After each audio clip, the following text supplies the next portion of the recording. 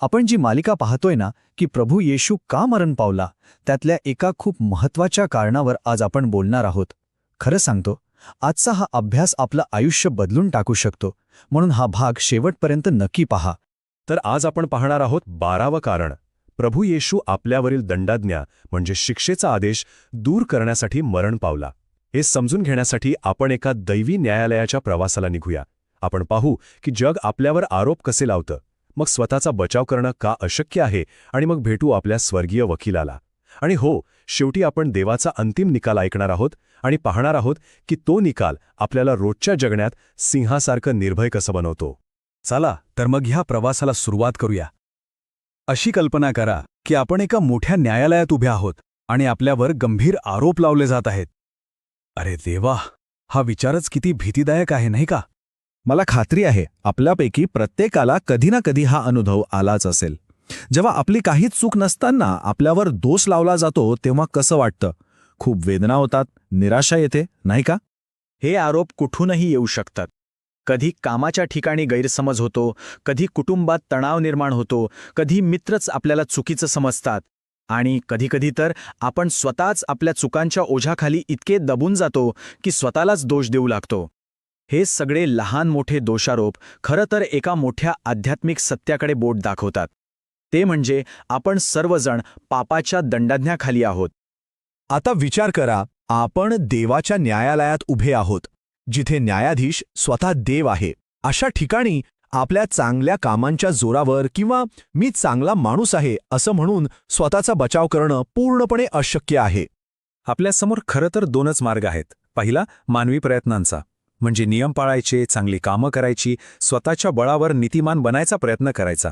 आणि दुसरा मार्ग आहे दैवी कृपेचा, जो केवळ आणि केवळ ख्रिस्तावर विश्वास ठेवल्यामुळे मिळतो. आपण कितीही धडपड केली तरी आपल्या कर्मांनी आपण देवाच्या पवित्रतेसमोर कधीच टिकू शकत नाही. खरी स्वीकृती फक्त आणि फक्त त्याच्या कृपेनेच मिळते.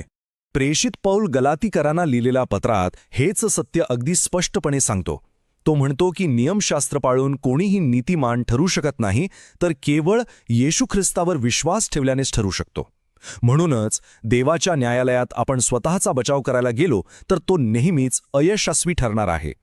पण इथेच एक खूप चांगली बातमी आहे. जरी आपण स्वतःचा बचाव करू शकत नसलो तरी आपल्या बाजूने लढण्यासाठी एक परिपूर्ण वकील आहे, आणि तो वकील म्हणजे स्वतः प्रभू येशू ख्रिस्त. तो त्या न्यायालयात न्यायाधीश म्हणून नाही, तर आपला बचाव करणारा आपला वकील म्हणून उभा आहे. रोमकरांपत्र अध्याय 8 वचन 34 मध्ये पौल सांगतो की ख्रिस्ताने आपल्या बचावासाठी 4 निर्णायक गोष्टी केल्या आहेत. 1. तो आपल्यासाठी मरण पावला. आपल्या पापांची शिक्षा त्याने स्वतःवर घेतली. 2. तो मेलेल्यांतून पुन्हा उठला आणि मरणावर विजय मिळवला. 3. तो आता देवाच्या उजवीकडे सर्वोच्च अधिकाराच्या स्थानी बसलेला आहे. आणि 4. सगळ्यात महत्त्वाची गोष्ट, तो तिथे बसून सतत आपल्यासाठी मध्यस्थी करतो. मध्यस्थी म्हणजे काय? सोप्या भाषेत सांगायचं तर प्रभू येशू पित्यासमोर सतत आपली बाजू मांडत आहे. तो आपल्या वतीने विनंती करतो, युक्तिवाद करतो. त्याचं काम वधस्तंभावर संपलं नाही, तर ते आजही या क्षणीसुद्धा न थांबता सुरू आहे. तो आपला कायमचा वकील आहे. आणि आता आपण या न्यायालयीन प्रवासाच्या त्या सर्वोच्च क्षणी आलो आहोत, जिथे अंतिम निकाल घोषित होणार आहे. एक असा निकाल जो कधीही बदलणार नाही. जगाचे आरोप आपल्या समोर आहेत, आपला स्वतःचा बचाव अशक्य आहे, पण आपला वकील परिपूर्ण आहे. मग आता न्यायाधीश काय निर्णय देणार? पॉल हाच प्रश्न विचारतो. आपल्या चुका, आपली पापं, जगाचे आरोप या सगळ्यांमुळे आपल्यावर दोष लावणारा कोण आहे? क्षणभर या प्रश्नावर विचार करा. कोण आहे जो आपल्याला दोषी ठरवू शकतो? या प्रश्नातच उत्तर दडलेलं आहे, नाही का? जर देवाने, या विश्वाच्या निर्मात्याने स्वतः आपल्याला निवडलं असेल, तर मग त्याच्या निवडलेल्या लोकांवर आरोप लावण्याची हिंमत कोणात आहे? असा कोणताही आरोप त्याच्यासमोर टिकूच शकत नाही. उत्तर अगदी स्पष्ट आहे, अंतिम आहे. कोणीही नाही. एकही व्यक्ती नाही, एकही शक्ती नाही. सैतान सुद्धा आपल्यावर यशस्वीपणे दोष लावू शकत नाही. आणि याचं कारण काय? कारण या विश्वाचा सर्वोच्च न्यायाधीश म्हणजे स्वतः देव, तोच आपल्याला नीतिमान ठरवणारा आहे. आता विचार करा, जेव्हा न्यायाधीशच आपल्या बाजूने निकाल देतो, तेव्हा बाकीच्या सगळ्या आरोपांची काय किंमत उरते? ते सगळे व्यर्थ ठरतात. आणि आता ऐका, स्वर्गातील सर्वोच्च न्यायालयाचा अंतिम निकाल. म्हणून जे कोणी ख्रिस्त येशूमध्ये आहेत त्यांच्यासाठी आता कोणतीही दंडाज्ञा नाही. हो, हेच ते सत्य आहे. दोष निर्णय संपला आहे. आपण पूर्णपणे निर्दोष ठरलो आहोत. हा फक्त एक कायदेशीर निकाल नाहीये, हा तो निकाल आहे जो आपलं रोजचं आयुष्य पूर्णपणे बदलून टाकतो. हा निकाल आपल्याला दररोज जगण्यासाठी एक नवी शांती आणि एक नवं सामर्थ्य देतो. या दोषमुक्तीच्या शांतीचा नेमका अर्थ काय? याचा अर्थ असा की जगाचे आरोप आता आपल्यासाठी अर्थहीन आहेत. आपल्याला आपल्या चुकांच्या भीतीत जगण्याची काहीही गरज नाही. आपल्याला देवाच्या बिनशर्त प्रेमाची खात्री आहे. आणि हो, संकटांमध्येही आपला विजय निश्चित आहे. हेच तर खरं आत्मिक स्वातंत्र्य आहे.